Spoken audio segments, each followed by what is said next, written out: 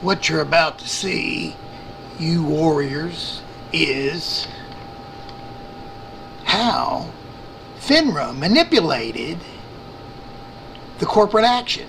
This is a clip from our DD guy who knocked it out of the park.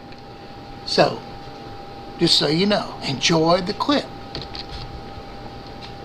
My goal here is to aid the FSIO by pointing out a few of FINRA's rules that FINRA appears to be breaking. I'll now continue by pointing out the specific problems with the MMTLP corporate actions. FINRA's first MMTLP corporate action included a December 13th share cancellation date instead of the December 14th date that was in all of the prior disclosures from metamaterials. To add to the confusion, the effective date on the corporate action matched this incorrect cancellation date rather than matching the December 14th pay/distribution date. You see, the MMTLP corporate action was an exchange. Exchange being the active word, the effective date of the corporate action should have matched the date and time that the MMTLP shares were to be exchanged for shares of NextBridge Hydrocarbons.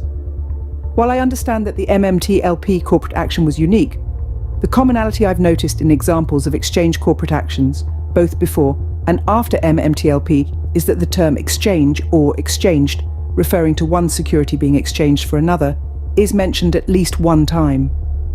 In these examples, the exchange date and the effective date are predominantly the same. Neither the words exchange or exchanged appeared in either of the MMTLP corporate actions. The true reason FINRA U3 halted MMTLP, in my opinion, is that they either failed to properly review the submission made by metamaterials, or someone at FINRA intentionally sabotaged the process. The SAEC and the FSIO should be fully aware of FINRA's Rule 6490 because it codifies SEA Rule 10b-17.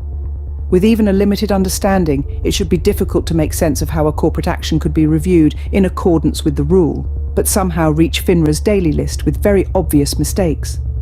The purpose of the rule is as follows: in furtherance of FINRA's obligations to foster cooperation and coordination of the clearing, settling, and processing of transactions in equity and debt securities of any issuer, with a class of publicly traded, non-exchange listed securities in the OTC market, and, in general, to protect investors and the public interest, FINRA's Operations Department reviews and processes documents related to announcements for SEA Rule 10b-17 actions and other company-related actions to facilitate the orderly trading and settlement of OTC securities.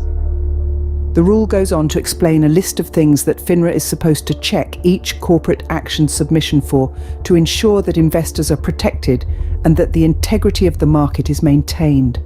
Even though it isn't FINRA's obligation to approve or disapprove of the actions being undertaken by an issuer, FINRA is obligated to cooperate and coordinate with the issuer to ensure the proper clearing and settlement of each action. If the submission from the issuer doesn't meet FINRA's criteria, the issuer will either be required to edit their submission, or the submission will be deemed deficient, and a notice of deficiency like this will be sent to the issuer. In addition, SEA Rule 10b-17 gives a list of information that must be included in the notice, including, but not limited to, the title of the security, date of declaration record date, payment or distribution date. For cash distributions, the amount to be paid per share. For distribution of securities, generally the amount of the security outstanding immediately prior to and immediately following the dividend or distribution and the rate of the dividend or distribution. Details of any conditions that must be satisfied to enable the payment or distribution, and additional details relating to stock or reverse splits. Issuers should review the text of SEA Rule 10b-17 to fully understand their obligations, which may be amended from time to time. According to SEA Rule 10b-17, the revised MMTLP corporate action didn't clearly define the record date nor the pay/distribution date, to say the least.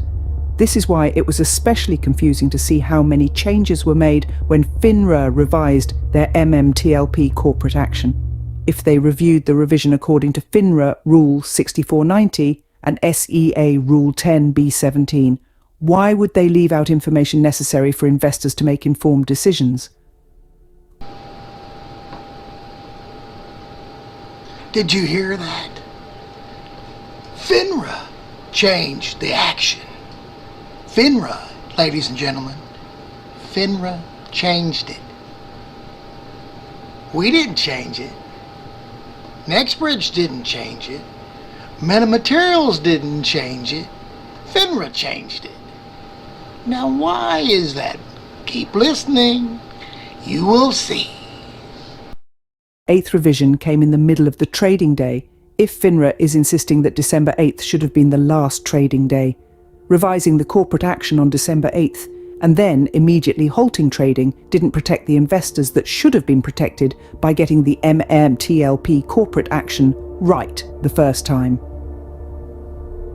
FINRA's claim that the U3 Halt protected investors that might have purchased MMTLP after December 8th is unsubstantiated.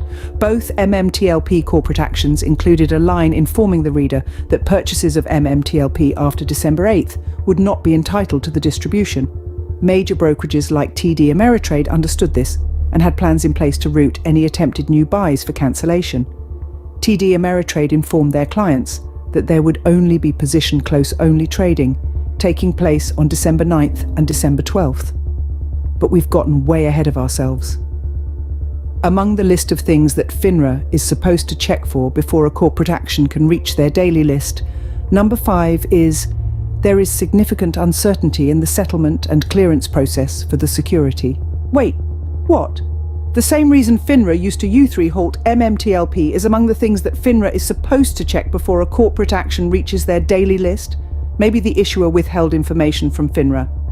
Let's go to FINRA's March 16th, 2023 FAQ to see exactly how FINRA created the MMTLP corporate action.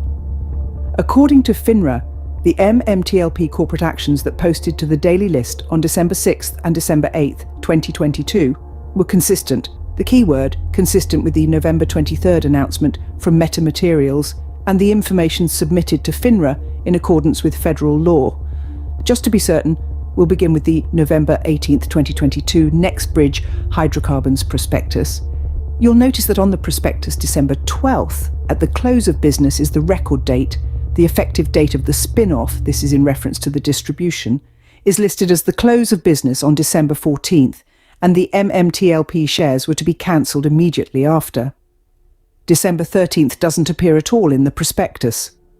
On November 23, 2022, Metamaterials released a PR, referred to as announcement, in FINRA's March 16th FAQ. In this PR, Metamaterials clearly stated that the record date was December 12th, the distribution date was December 14th, and that the shares of the Series A preferred stock, which is in reference to MMTLP, will be automatically cancelled at the time of the distribution. Again, there was no mention of December 13th in this Metamaterials announcement. While we don't have access to what Metamaterials submitted to FINRA, we have something just as good. In a social media post from November 30th, 2022, then Metamaterials CEO George Palikaras shared that he met with FINRA on that day and made it clear that Metamaterials requested FINRA to halt MMTLP on December 14th at the close, the distribution date, or to freeze trading on December 12th at close, the record date. This post didn't mention December 13th either. Here's a recap. In the November 18th prospectus, the record date was December 12th, the effective/distribution date, and the share cancellation date was December 14th. In the November 23rd announcement from Metamaterials, the record date was December 12th, the distribution and the share cancellation date was December 14th. In the November 30th social media post from George Palikaras, the record date was December 12th and the distribution date was December 14th. In neither of these sources will you find mention of December 13th or symbol deletion. Going back to FINRA's March 16th FAQ for MMTLP, this official source of information that has been referenced and quoted in multiple court filings. This official document that has been sent to the SEC, to hundreds of members of Congress, to FINRA's member firms, and released to the millions of investors that FINRA claims to protect. This FAQ says the following: consistent with the information provided by Metamaterials. This is in reference to the November 23rd Metamaterials PR and the information provided by the issuer to FINRA on December 6th and 8th, 2022. FINRA provided public notice of the corporate action on FINRA's website. This is the MMTLP corporate action that FINRA posted to their website on December 6, 2022. If you observe the final sentence, you'll notice that the share cancellation date is December 13th. This is inconsistent with the November 23rd announcement, PR from Meta Materials, and all of the other sources mentioned. Is the irony lost on the fact that somehow FINRA removed a day from the timeline and then eventually ended up U3 halting due to uncertainty related to settlement and clearance? It's actually mind-boggling that FINRA thought they'd get away with this. Based on the publicly available information, Meta Materials gave FINRA two dates, December 12th and December 14th. Where did December 13th come from? Some people might be confused by this December 7th PR from Meta Materials, but only if they don't understand what they're reading. This PR was released a day after FINRA posted the first MMTLP corporate action to their daily list. The PR included the wording of the corporate action, including the incorrect December 13th share cancellation date that FINRA introduced on December 6th, but below that is a disclaimer from Meta Materials that points out the fact that the dates in the corporate action came from FINRA and that they superseded all of the prior dates from Meta Materials. Below that, Meta Materials makes the suggestion that investors contact their brokers for any questions concerning the ownership of trading of the Series A preferred shares. Investors did just as instructed, and this is why there are multiple messages from a variety of brokers explaining how the trading in MMTLP would be handled after December 8th. You'll also notice that the effective date on the corporate action is the 0 hour of December 13th. The purpose of the corporate action was to exchange the shares of MMTLP for NextBridge Hydrocarbons shares 1-for-1. This exchange was supposed to take place at the close of the December 14th trading day. How did FINRA manage to put the correct pay/distribution date on the first corporate action, but then tie the effective date to the incorrect December 13th share cancellation date? Here's a clue. It starts with F and ends with ROD. There you have it, folks. You warriors, this is just a portion of the 2-hour video that Rare DD did, an awesome video that shows the manipulation that FINRA did with the corporate action. You guys enjoy it. Quick version, short, sweet, to the point. Adios.